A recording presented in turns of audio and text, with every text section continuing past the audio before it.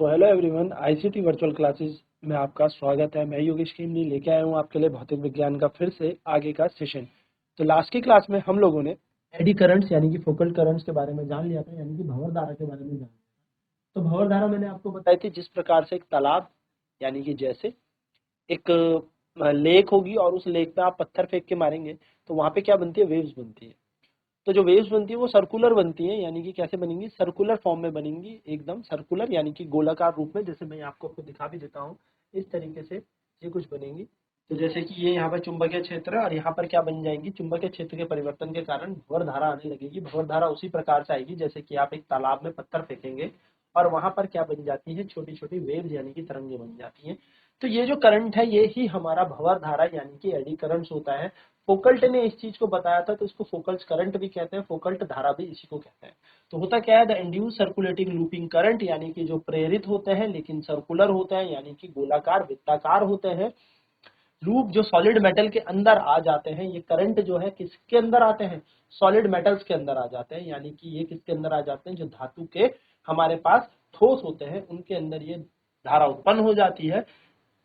जब हम चुंबकीय फ्लक्स यानी कि मैग्नेटिक फील्ड या चुंबकीय फ्लक्स को बदलेंगे तो जिसके कारण ये करंट आ जाएगा, इस करंट का नाम हमने रखा है एडी करंट्स यानी कि भंवर धारा। नाउ आगे इसकी बात करते हैं। तो ये बेसिकली एडी करंट्स होते हैं। नाउ एप्लीकेशन क्या है एडी करंट्स की, फोकल्ट करंट या एडी करंट यानी कि भंवर धारा या फोकल्ट धारा की अगर मैं बात करूं तो इनके उपयोग या एप्लीकेशन, ये कहाँ कहाँ इनके अनुप्रयोग है, कहने का मतलब कि कहाँ कहाँ इनका हम यूज कर सकते हैं, कहाँ कहाँ अप्लाई कर सकते हैं फिजिक्स में। तो जैसे कि आपको हमने बताया भी था कि सबसे पहले in induced induction furnace eddy current are use for melting iron ore. Iron ore यानी कि आयरन की, लोहे की अयस्क को पिघलाने के लिए हम लोग क्या यूज करते हैं, एडी करंट्स यूज करते हैं। सिमिलरली नेक्स्ट हमारे पास है इन स्पीडोमीटर, यानी कि जो हमारी बाइक होती है, कार होती है, उनके स्पीडोमीटर, जो स्पीडोमीटर होते हैं ना, जो हमारी गाड़ी की स्पीड हमें बताते हैं कि 10 20 30 40 50 कितने स्पीड में आप चल रहे हो, ये उन स्पीड को मापन हेतु भी यूज किया जाता है फोकल्ट करंट यानी कि एडी करंट। नेक्स्ट अगर आगे की बात करूंगा, in electric brakes the train the eddy currents are produced to stop the rotation of the axle of the wheel. जो व्हील घूम रही होती है उसके एक्सल को रोकने के लिए एडी करंट, भंवर धाराओं को हम क्या करते हैं, उत्पन्न करते हैं, जिसके कारण उसके एक्सल्स रुक सके। आपसे क्वेश्चन में पूछा भी जा सकता है, what are Foucault current, what are eddy currents.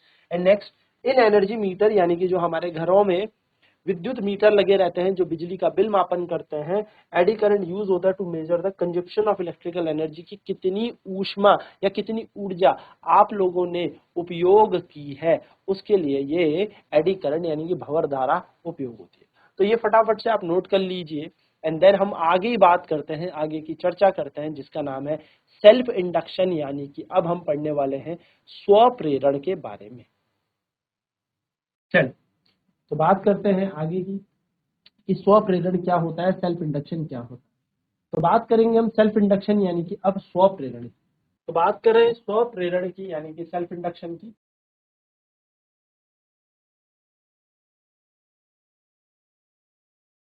ना स्वप्रेरण क्या होता है, देखो स्वप्रेरण में ना सिर्फ एक कॉइल होती है, यानी कि सिर्फ प्राइमरी ही कॉइल होगी, ठीक है, इसमें कोई सेकेंडरी कॉइल नहीं होगी।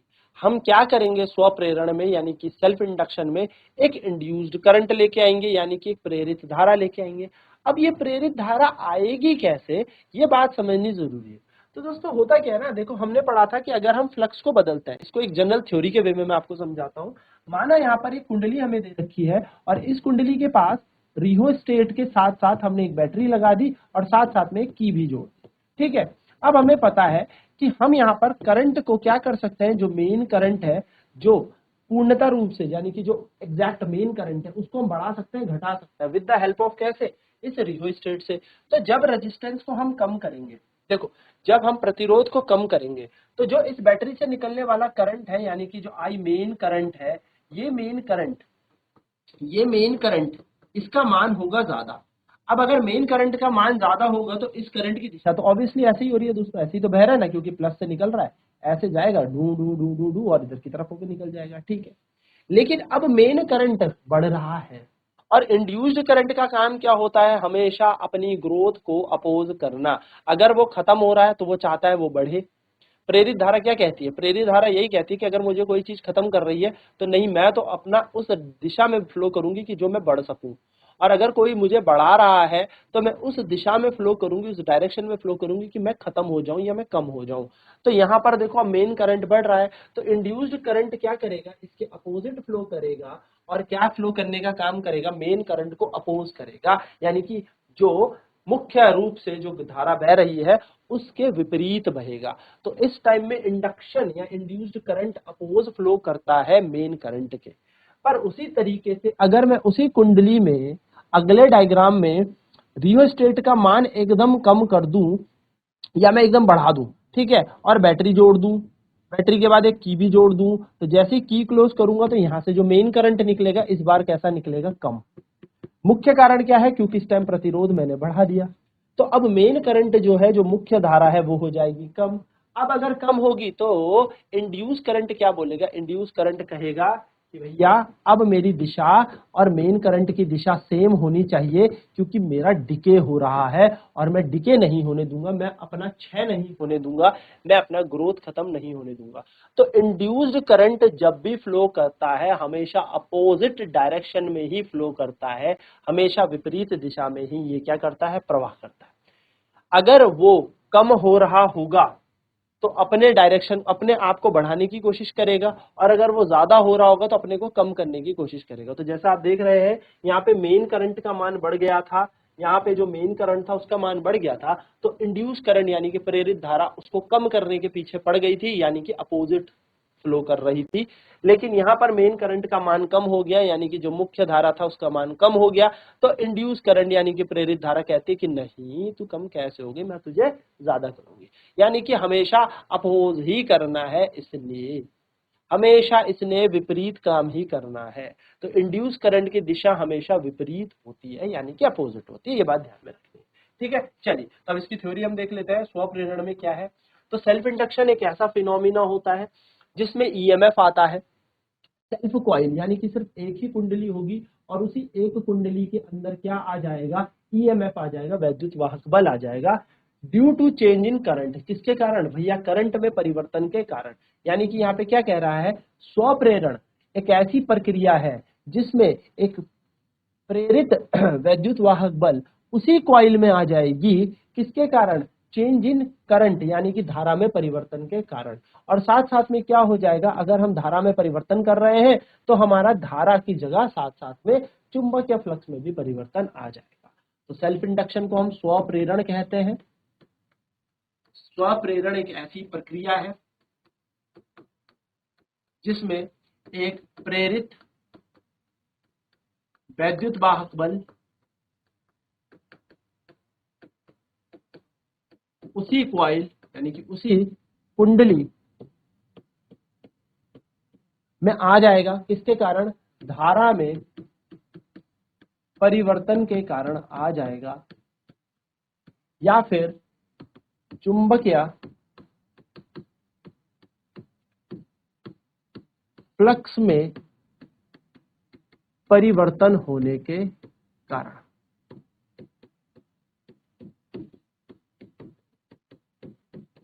सिंपल छोटी सी बात है, फटाफट से नोट कर लीजिए, फिर आगे चलिए आगे की चर्चा करें। तो अब इसमें क्या है आगे? तो इंड्यूस्ड ईएमएफ हमेशा ग्रोथ को और डिके को क्या करेगा? अपोज ही करेगा। मैं यही कहना चाह रहा था और यही आपको समझा रहा था कि जो वैद्युत वाहक बल है, जो प्रेरित वैद्युत वाहक बल है, यह हमेशा अपनी ग्रोथ को, यानी कि जब वो बढ़ रहा होगा तो कहेगा मुझे नहीं बढ़ना, और जब डिके यानी कि कम हो रहा होगा तो बोला मुझे कम भी नहीं होना, यानी कि हमेशा विपरीत काम करता है, उसी दिशा में ये फ्लो करता है। तो the induced EMF opposes the growth और decay of current in the coil. ये क्या करता है? ये इंड्यूस ईएमएफ क्या करेगा? अपोज करेगा ग्रोथ को भी और डीके को भी। किसका? करंट के। जो एक्चुअली मेन करंट वहां पे ग्रोथ कर रहा था उसको अपोज करके बोलेगा कम हो जा, कम हो जा, कम हो जा तू। और जब वो बढ़ने लगेगा तो बोलेगा कम हो जा, और जब वो कम हो रहा होगा तो बोलेगा बढ़ने लग जा, यानी कि हमेशा अपोज करेगा उसके ग्रोथ और डिके को। Hence delays the current to acquire maximum value. और ये क्या करता है? करंट को अपने अधिकतम मान, जिसको हमने आई नॉट बोलना है, उसको प्रॉपर पहुंचने में देरी करवा देता है। तो अब यहाँ पर इस पे भी समझ लेते हैं। तो इंड्यूस करंट क्या होता है? जो प्रेरित वैद्युत वाहक बल अपोज करता है, विपरीत होता है ग्रोथ और डिके को, यानी कि ये इसकी बढ़ोतरी को और घटोतरी बोल सकते हो, या बढ़ने को और घटने को, करंट के बढ़ने और घटने को, धारा के बढ़ने व घटने के को क्या मैं बोल सकता हूँ का विरोध करता है, घटने का विरोध करता है।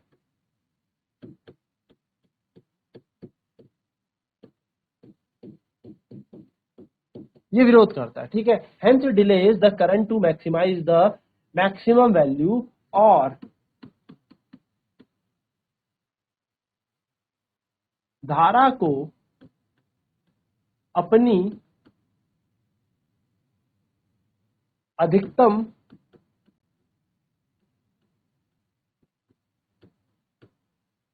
मान लेने में देरी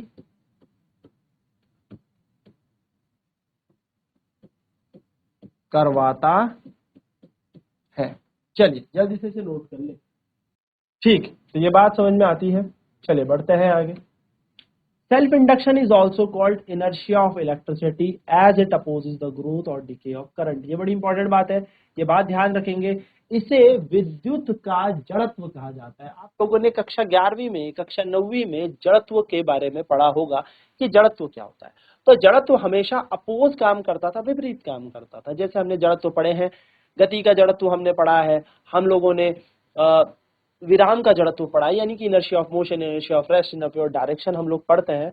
उसी प्रकार से यहाँ पर विद्युत का जड़त्व, क्योंकि जड़त्व हमेशा क्या करता है, जड़त्व कहता है कि जो भी काम करूंगा मैं अपोज करूंगा। अगर मैं चलना चाह रहा हूं तो जड़त्व उसके उल्टा लग के मुझे रोकना चाह रहा था, याद होगा ना आपको। तो जड़त्व बेसिकली क्या होता है, अपोज करता है। उसी प्रकार से स्वप्रेरण को भी हम क्या कहते हैं, स्वप्रेरण को हम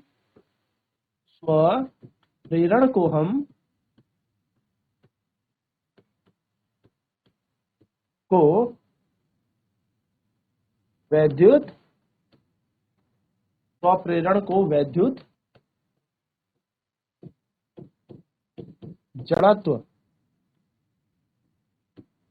कहा जाता है, ठीक है। क्योंकि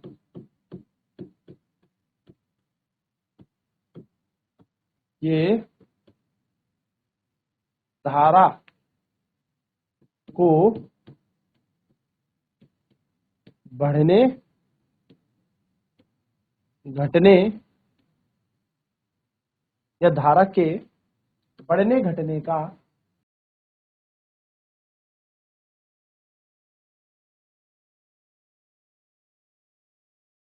विरोध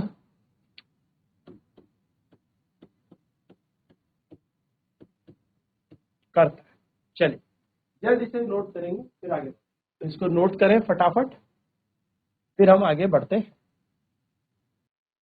तो ये क्या कर रहा है, जो मेन करंट है, यानी कि जो मेन धारा है, जो मुख्य धारा बह रही है, उसको बढ़ने से भी रोक रहा है। जब वो बढ़ रही है तब कह रहा है नहीं मैं तुम्हारे विपरीत बह के तुम्हें घटाऊंगा, और जब मेन धारा घट रही थी तब कह रहा था नहीं मैं तुम्हारे साथ बहूंगा लेकिन तुम्हें बढ़ाऊंगा। तो ना तो ये उसे बढ़ने देता है ना उसे घटने देता है, ये यहाँ पे ये कर रहा है, ठीक है।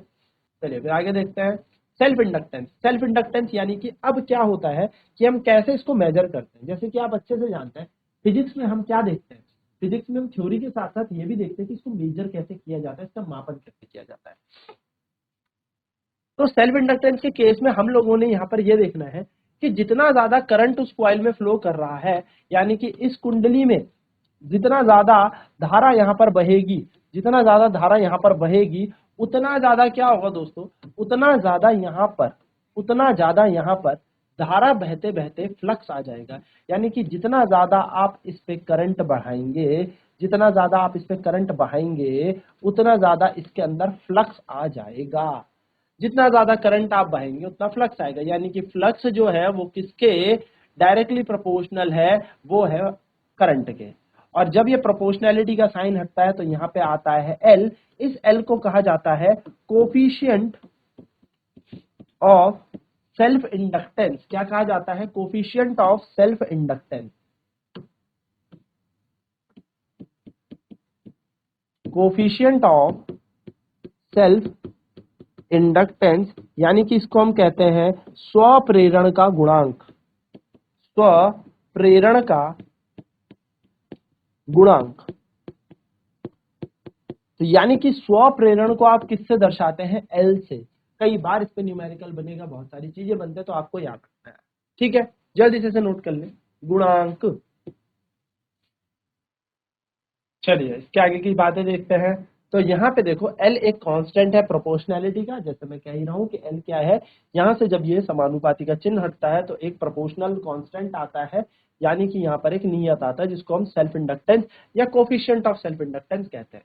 तो यहाँ पर लिखा है जहाँ L एक नियत है और सेल्फ इंडक्टेंस या इसको हम क्या बोलते हैं? स्वप्रेरण कहते हैं, या हम इसे कहते हैं कोफिशिएंट ऑफ सेल्फ इंडक्शन, यानी कि हम इसको कहते हैं स्वप्रेरण का गुणांक। अगर I का मान 1 है, यानी कि धारा अगर 1 बह रही है, अगर धारा की मान 1 रख दूं तो फाई किसके बराबर हो जाएगा? L के बराबर हो जाएगा। तो यदि धारा का मान 1 है तो फाई L के बराबर हो जाएगा। और हम यहाँ से इसको डिफाइन कर सकते हैं, परिभाषित कर सकते हैं। हम कहेंगे self inductance is defined as, यानी कि स्वप्रेरण को हम ऐसे परिभाषित कर सकते हैं कि magnetic flux linked with a coil, यानी कि जो चुंबकीय फ्लक्स है जो किसके साथ? कुंडली के साथ जुड़ा है, जब एकांक धारा इसमें प्रवाहित करती है। यानी कि हम इसको कैसे डिफाइन करेंगे? हम कहेंगे जब एकांक धारा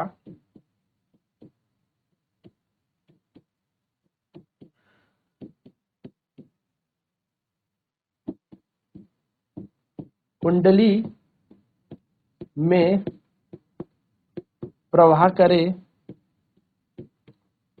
तो स्वप्रेरण का गुणांक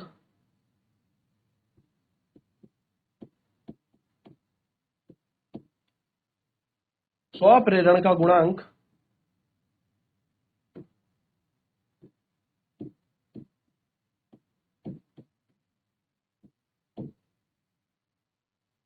चुंबकीय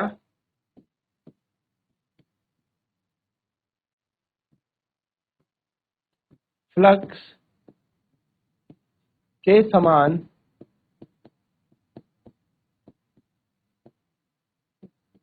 होता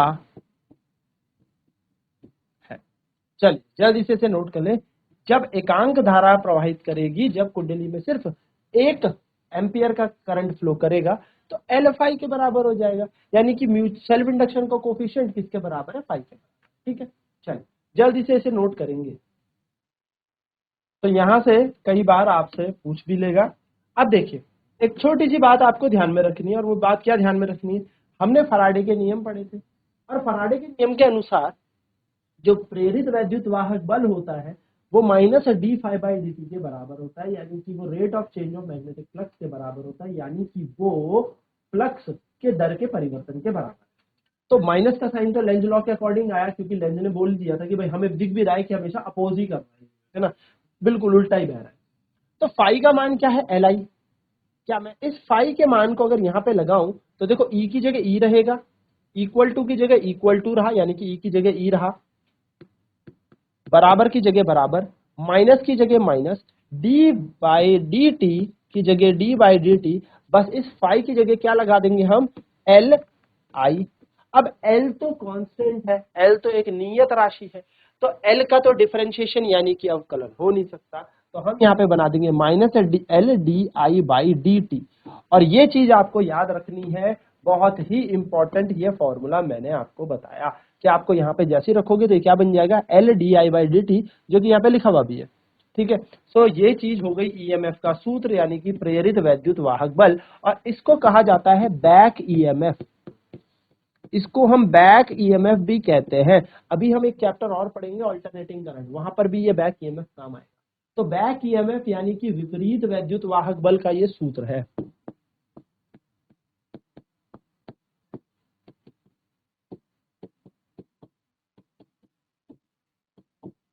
अगर कभी भी किसी को कंफ्यूजन है कि वैद्युत वाहक बल है क्या, वोल्टेज, वोल्टेज होता है भाई, याद रखेंगे वोल्टेज, अगर वोल्टेज है तो करंट, तो ये वोल्टेज होता है। तो विपरीत वैद्युत वाहक बल का फॉर्मूला होता है E is equals to minus L D I by D T.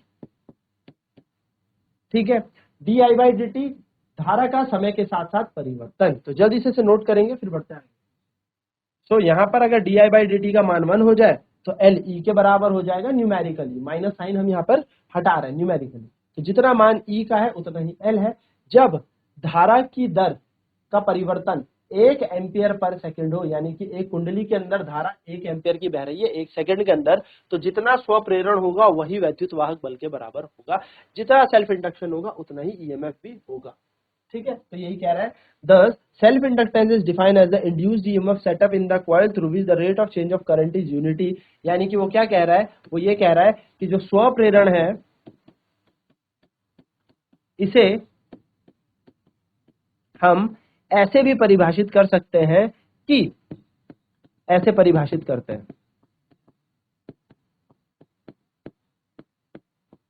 ठीक है, तो हम परिभाषित कर देते हैं। जरा इसे कैसे परिभाषित कर रहे हैं जरा ध्यान से समझना। हम इसे परिभाषित कर रहे हैं कि इंड्यूस्ड ईएमएफ कि ये यानी कि स्व प्रेरण जो है वो किसके, इंड्यूस्ड ईएमएफ प्रेरित वैद्युत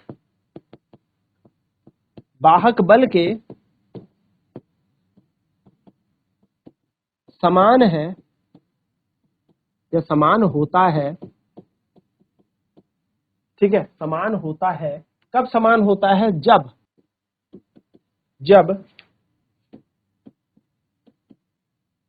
जब धारा की दर का परिवर्तन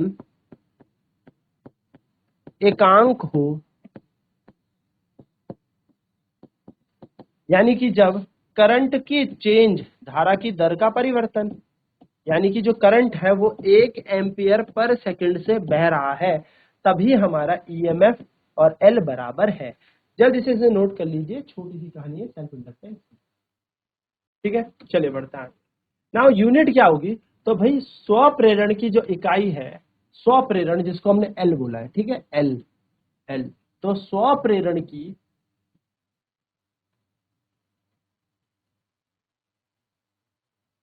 एसआई इकाई हेनरी होती है। हेनरी, कैपिटल एच याद रखेंगे, हेनरी इसकी इकाई है। ठीक है, हेनरी इसकी इकाई है। स्व प्रेरण की एसआई इकाई हेनरी होती है, हेनरी। और सर एक हेनरी क्या होता है, तो देखो अभी हमने ईएमएफ बराबर पढ़ा था minus L D I by D T. अब मैं एक काम करता हूं, माइनस साइन को हटा देता हूं थोड़ी देर के लिए, क्योंकि माइनस का इकाई से क्या ही लेना देना। ठीक है, एल का मान निकालते हैं। तो ये है ईएमएफ यानी कि वैद्युत वाहक बल, ये dt चला जाएगा यहाँ ऊपर और ये di आ जाएगा नीचे। मैं आपको बता चुका हूं ईएमएफ का मतलब है वोल्टेज, वैद्युत वाहक बल का मतलब वोल्टेज है। वोल्टेज की इकाई होती है वोल्ट, टाइम की इकाई होती है सेकंड, और धारा की इकाई होती है एम्पियर। तो 1 वोल्ट सेकंड एम्पियर इनवर्स को आप क्या कहते हैं, 1 हेनरी कहते हैं। भाई देखो, वैद्युत वाहक बल की इकाई क्या होगी, वोल्ट, टाइम की क्या होती है सेकंड, इसकी क्या होती है धारा की एम्पियर। तो 1 वोल्ट सेकंड पर एम्पियर को हम क्या कहते हैं, 1 हेनरी। ये छोटी सी चीजें याद रखो। ठीक है, तो यही है। तो self induction is said to be 1 henry when 1 ampere of a current in a coil links magnetic flux of 1 weber. तो जब मैग्नेटिक फ्लक्स 1 वेबर का हो तो स्व प्रेरण को हम क्या कहेंगे, तो स्व प्रेरण को, या हम इसको और परिभाषित कर लेते हैं, जब चुंबकीय फ्लक्स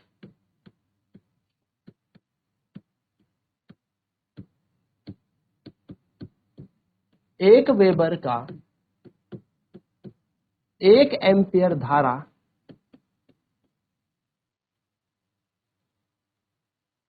रखता हो तो स्वप्रेरण 1 हेनरी होता है या कहलाता है। ठीक है, ये बात आपको ध्यान जल्दी से नोट कर ले इसे। तो आई होप ये सारी चीजें आपको आज की क्लास में समझ आई होंगी। तो मिलते हैं आपसे नेक्स्ट क्लास में। आईसीटी वर्चुअल क्लासेस में जुड़ने के लिए धन्यवाद। मिलता हूं आपसे कल। Till then bye bye, take care.